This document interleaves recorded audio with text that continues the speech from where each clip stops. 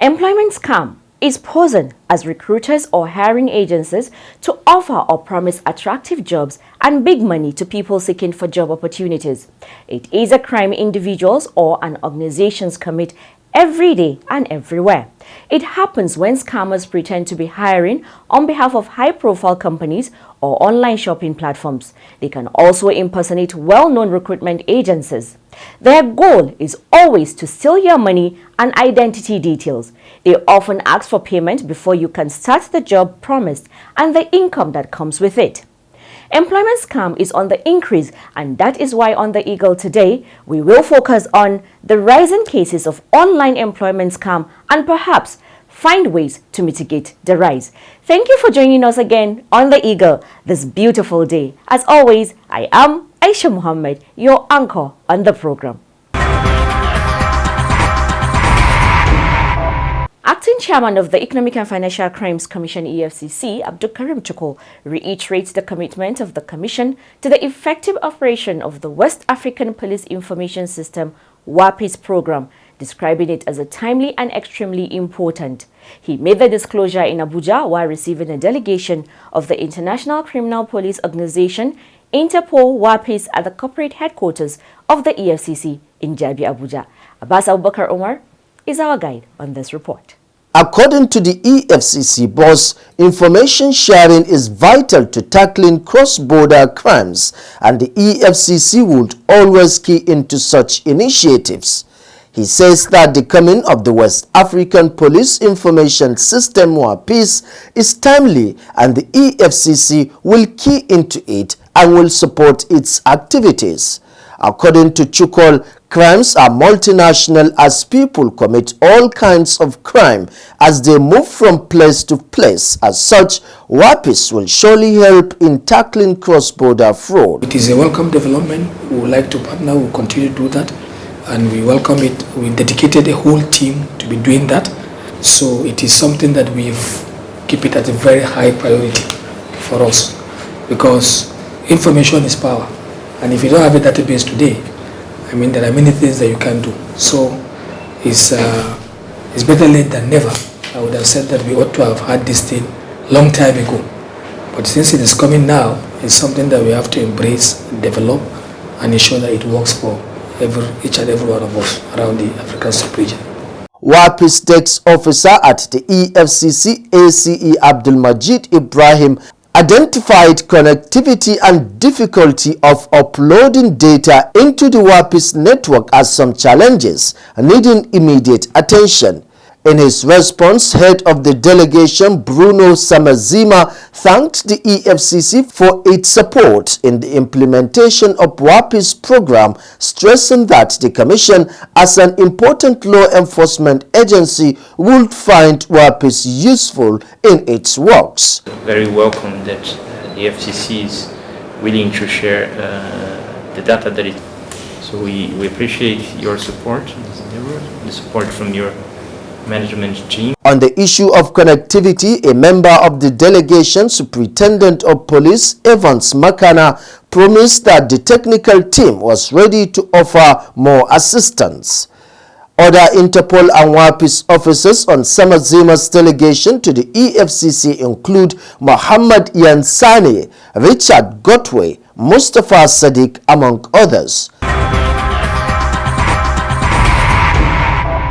The Asset Recovery Agency Network West Africa, ARINWA, has called on the Economic and Financial Crimes Commission EFCC to partner with it on intelligence sharing and exchange of information on asset recovery aimed at securing the African region. The call was made in Abuja by ARINWA's president, Jacinto Fernandez do Canto, while on a courtesy visit to the corporate headquarters of the EFCC. Abbas Abubakar Omar again tells us more. The president of Asset Recovery Interagency Network West Africa, ARINWA, Jacinto Fernando do Canto, says Nigeria needs to signal its commitment to the network through robust asset management and recovery initiatives for it to take its rightful place among member countries of ARINWA.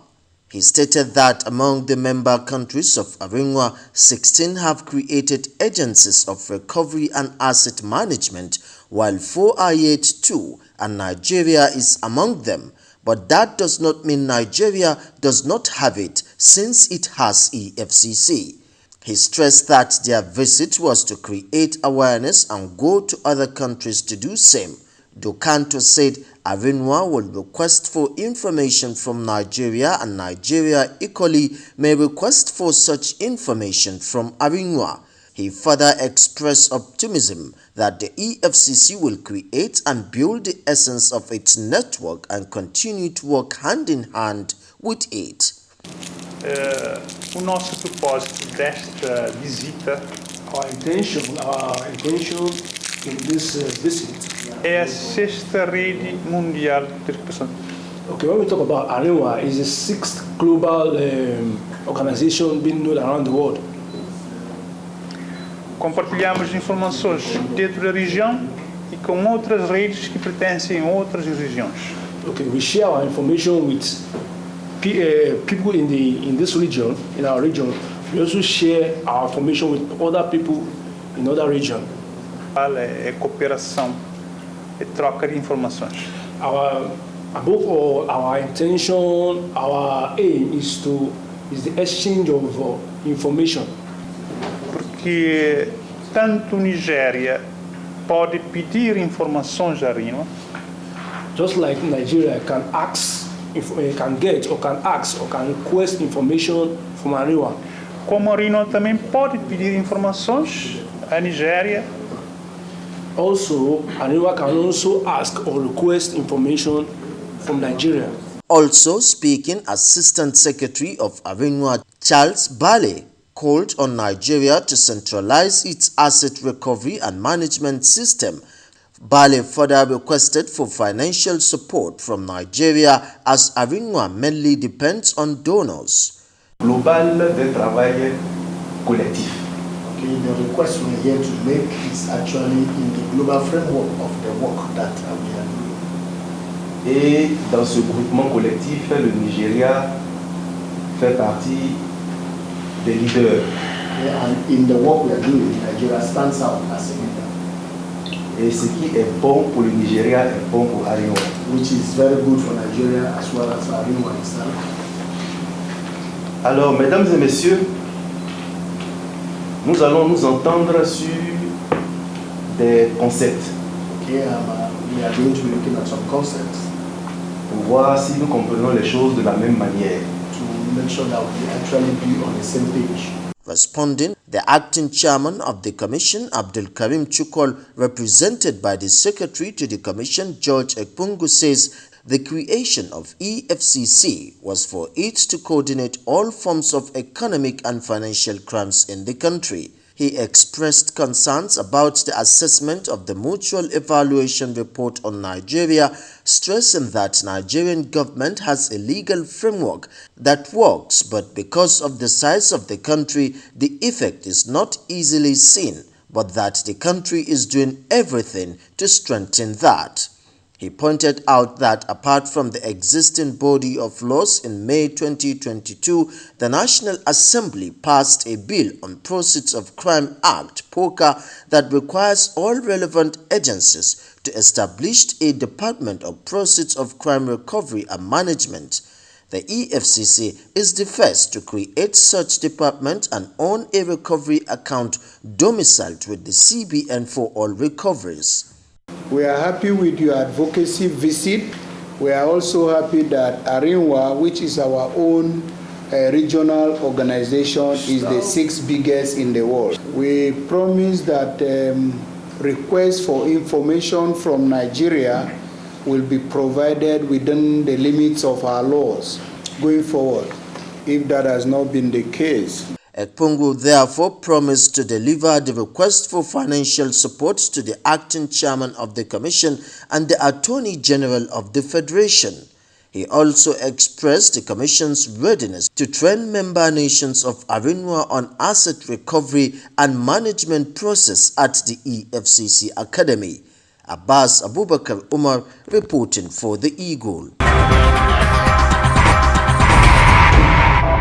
The Bishop of the Anglican Diocese of Makurdi, Right Reverend N.N. Iyom, has declared the church's support for the efforts of the EFCC in ridding the country of economic and financial crimes, including corruption. The cleric who led a delegation on a courtesy visit to the Makurdi Zonal Command of the Commission also expressed the Anglican Communion's willingness to collaborate with the Commission in fighting corruption in the church. Ogechi Okeke Catherine has the details.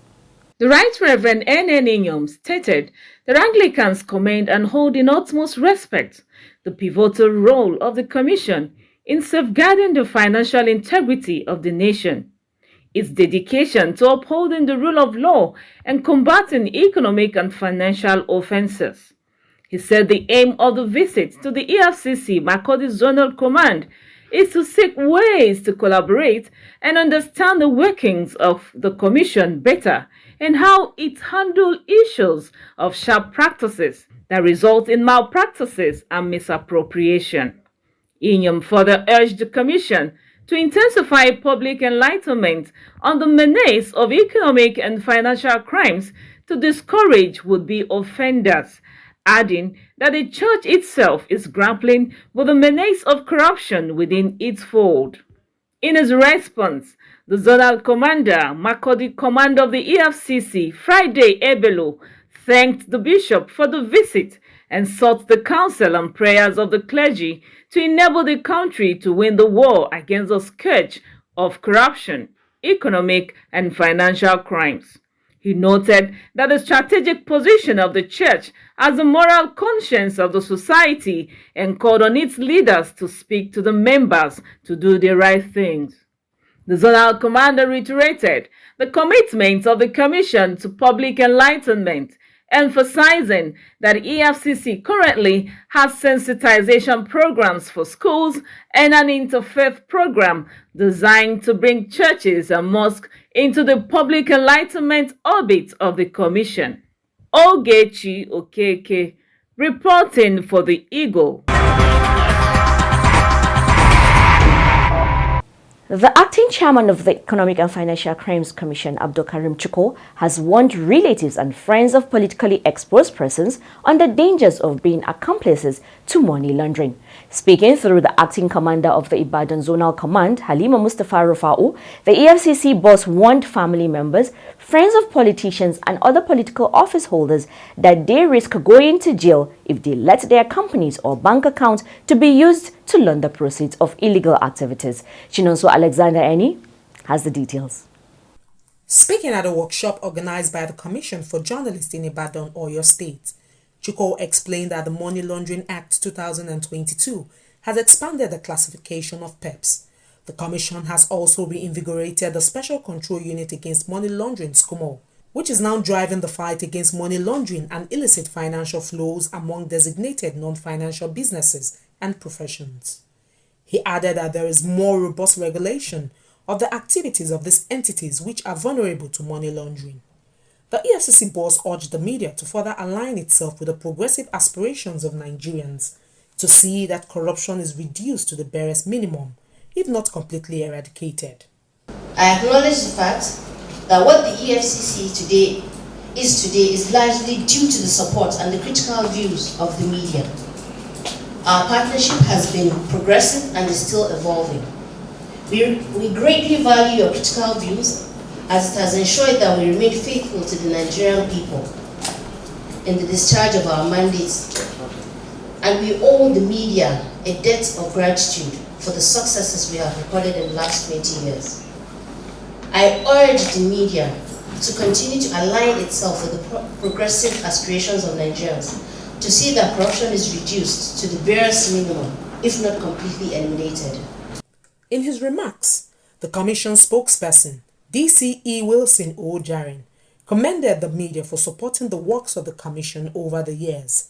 He urged them to always emphasize public interest above personal or pecuniary considerations in their practice. One of the key objectives of this exercise to educate ourselves better on the work of EFCC, and additionally, part of the reason why we assembled you today is to get to meet you and also network, because sometimes when you send press releases from Abuja and you don't know the faces here, you only see the name, there's a disconnect. In his presentation entitled Investigative Journalism and Nigerians' Fight Against Money Laundering, ACE1 Dele Oyewale urged journalists not to be deterred from digging deep in the face of the current economic situation in the country. He challenged the media to embrace investigative reporting with a view assisting the Commission in exposing cases of economic and financial crimes, including corruption. An assistant director in the Legal and Prosecution Department of the EFCC, Larry Peters Asso, in his presentation titled Understanding the New Money Laundering Laws in Relation to Activities of Designated Non-Financial Businesses and Professions, admonished the participants to educate Nigerians through their medium and the need for compliance as regards the Money Laundering Act 2022.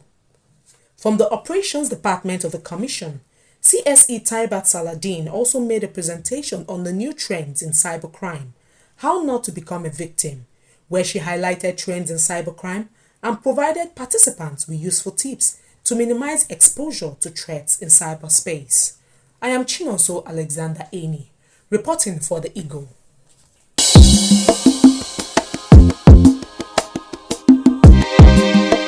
Coming up next is Conviction Update with Abbas Abubakar Omar. Over to you, Abbas. In the 36th week, the EFCC secured 19 convictions. Abuja Command secured 7, headquarters of the EFCC 5, Benin 4, and Lagos 3, making the total convictions for week 36, which is between 4th to 8th September 2023 to 19. In week 37, the convictions rose to 59. Benin Command topped the list with 18, Kaduna 12, Makurdi 11, and Abuja Command 8. Also, Kano Command secured 5, Maiduguri 3, while Lagos and Gombe Commands got 1 conviction each, bringing the total convictions for week 37 to 59. Corruption, as we all know, is a menace affecting the growth and development of Nigeria. It weakens social stability and threatens democratic structures. The EFCC urges you as a citizen to join hands with the Commission to fight the menace. Say something when you see something, and the EFCC will do something. Abbas Abubakar Umar reporting. Scammers advertise jobs the same way honest employers do online in ads on job sites and social media, in newspapers, and sometimes on TV and radio. They promise you a job, but what they want is your money and your personal information. Today on our interview segment, our focus is on the rising cases of online employment scam. Golden Aura, take us out from here. Over to you, Golden. According to the Britannica Money website, unemployment is a condition of one who is capable of working, actively seeking work, but unable to find any work. This has been an issue plaguing our society for a very long time. Just like every other issue that weighs on our society today, some corrupt elements exploit this situation using the internet to defraud desperate citizens in the guise of providing employment for them. This brings us to the topic of today, which is rising cases of online employment scam. To discuss this with me, I have ACE2 Nima Jumal Alassan. She's from the Counterterrorism General Investigation and Pension Fraud Section. You're welcome to the program. Thank you for having me. So what is online employment scam? Online employment scam can also be known as job scam, which is an organized crime in which job seekers tend to look for jobs online and end up parting with money through scammers who tend to put up these adverts online for them to seek for jobs, which never happens at the end of the day. How is this online employment scam committed? There are several ways which online scams can be committed. We have what we call the placement of fake advert on genuine job posts, and also the placement of cloning of websites of genuine organizations. They clone them. What do I mean by this? When we talk about placement of fake adverts on genuine job sites, there are genuine job sites where you can go advertise for jobs online. So these fraudsters end up going to such sites to list their own fake jobs on that line and online, and such people tend to apply for those jobs, and at the end of the day they get swindled online for those jobs. And then the other aspect of it, we talk about the cloning of genuine website. When we talk about cloning of genuine website, big organizations and companies have their website cloned by these fraudsters, claiming to have jobs, claiming to be advertising jobs for people. But at the end of the day, those jobs are not genuine. And when job seekers go online to apply for those jobs, they are swindled with their money because they are made to make payments for such jobs, which at the end of the day, they don't get the job and they lose their monies. Like you said, it's an organized crime. So who are involved in this scam chain? Normally, for this kind of online employment scam, there are no fixed number. It's just a syndicate. So whichever syndicate that decides to form that employment scam, those are the people that will make up for that online employment scam, for that particular online scam. There's no fixed number. It varies depending on the syndicate group involved in committing that crime. In your opinion, why is this scam so common these days? Well, from my own opinion, I would say employment scam in general has been on for a long time.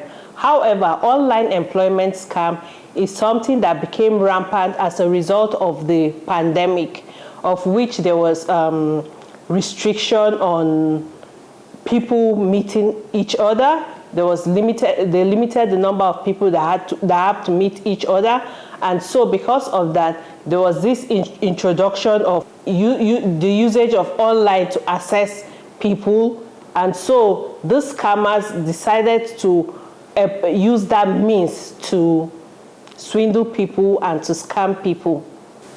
Is this kind of scam restricted only to the unemployed? Or does the employed people also fall victim to this scam? Well, for this, it's not restricted to unemployed people alone. Even employed people are also involved in this because employed people are out there seeking for better enumeration. So in the process, they also fall victim of such online employment scam. How often does the EFCC receive petitions regarding this type of scam? And what is the Commission doing in that regard? That is, what is the punishment for such kind of offense? Okay, the Commission receives lots of cases on online employment scam.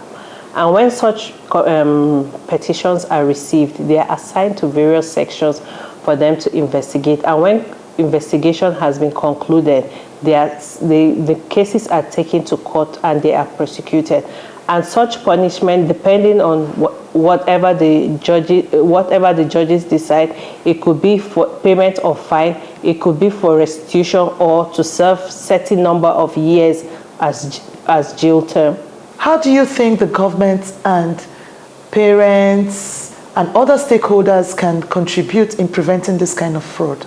Well, for the government, I would say government should put stringent employment law regulations yes, to cut down the number of employment scams happening in the country as a whole. And also parents and religious leaders should also enlighten their words, their children, their congregants on the need to learn to be self-reliant instead of depending on government for jobs or depending on companies for jobs. If you are able to use your hands to do various things, you'll be able to help yourself in the society instead of waiting for jobs that are limited in number.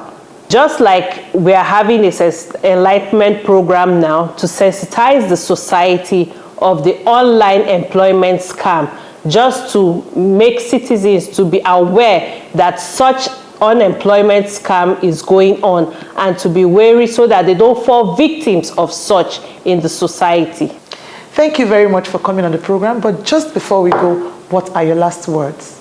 Well, I would advise that job seekers should be very careful of the sites they go to in search of jobs, because there are so many online employment scams going on, and so they shouldn't fall victims. And also for the scammers, you should know that EFCC is watching you anytime, any day, and they will get you anytime, anywhere.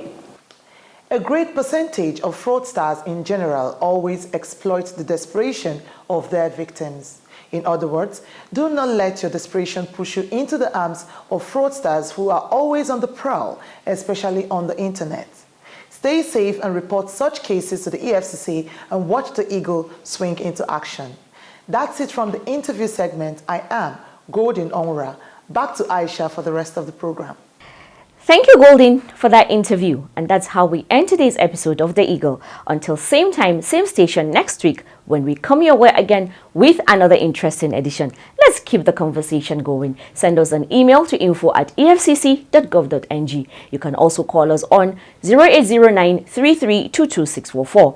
Use the EFCC mobile app, the Eagle Eye, to report any fraud you see happening around you. You download the app, you follow the steps and report fraud on the go. And you can also take pictures of corrupt practices and upload them. Also remember to join us every Wednesday evening at 6 p.m. on a web-based town hall meeting called EFCC Connect, where we answer your questions and note your observations of the anti-corruption fight in order to serve you better.